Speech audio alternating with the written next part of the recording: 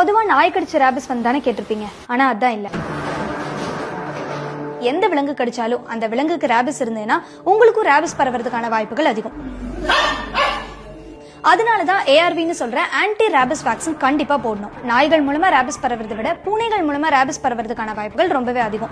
ஏன்னா ரேபிஸால பாதிக்கப்பட்ட பூனை உங்களை கடிக்கணுங்கிற அவசியம் கூட இல்ல, லேசா கீறினாலே போதும் உங்களுக்கும் ரேபிஸ் வரதுக்கான வாய்ப்புகள் அதிகம்னு மருத்துவர்கள் எச்சரிக்கிறாங்க. ரேபிஸ் வைரஸ் வந்து மெயினா ஸ்ப்ரெட் ஆகுறது வந்து சலைவா மூலமா தான். சலைவால இருக்கிற அந்த வைரஸ் வந்து நம்மளோட உடம்புக்குள்ள போயிடும். பட் கேட்ஸ் பொறுத்த வரைக்கும் என்ன, கேட்ஸுக்கு இயல்பா வந்து தங்களோட உடம்ப வந்து தானா செல்ஃபா கிளீன் பண்ணி லிக் பண்ணி கிளீன் பண்ணிக்கிறதுக்கும் நேச்சர் இருக்கு. ஸோ இப்போ ஒரு அனிமல் ரேபிடா இருக்கிற பட்சத்துல கடிக்கணும்னு அவசியம் இல்லை. அது அதோட காலை லிக் பண்ணிட்டு போற போக்குல நம்மள ஒரு ஸ்கிராச் பண்ணாலுமே நம்மளுக்கு அந்த கிளாஸ் வழியா வந்து ஆட்டோமேட்டிக்கா நம்மளுக்கு வந்து இருக்காங்க.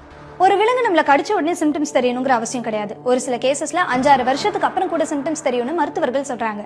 ஹியூமன்ஸை பொறுத்த வரைக்கும் என்னன்னா, உங்களுக்கு 6 வருஷத்துக்கு முன்னாடி நாய் கடிச்சிருக்கும், அதுக்கப்புறம் வந்து அவங்க இன்ஃபெக்ட் ஆகி கொலாப்ஸ் ஆனவங்க எல்லாம் இருக்காங்க.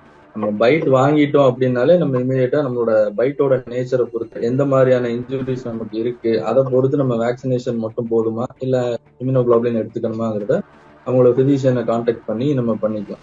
ரேபிஸ் ஒரு குணப்படுத்த முடியாத நோய். ஒரு தடவை வந்துட்டா ஒண்ணுமே பண்ண முடியாது. முடிஞ்ச வரைக்கும் விலங்குகள் கடிக்காம பாத்துக்கிறது நல்லது. ஒரு வேளை கடிச்சிட்டா உடனடியா சிகிச்சை எடுக்கிறது நல்லது.